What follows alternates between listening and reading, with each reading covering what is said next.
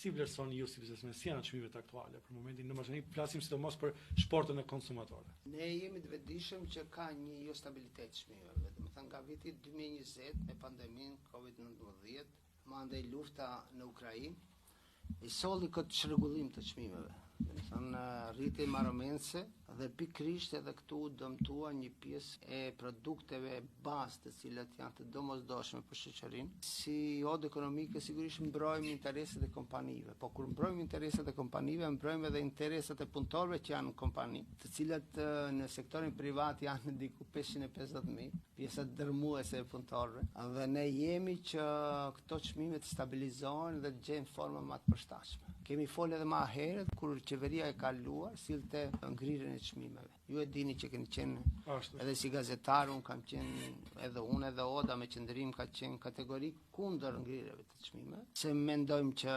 dëmtohet tregu i lirë, po jo që mos stabilizohet ose mos ketë një çmim të volitshëm për blerësit, për qytetarët, për atë shtresë të cilat me të vërtetë vështirë e kalojnë muajin.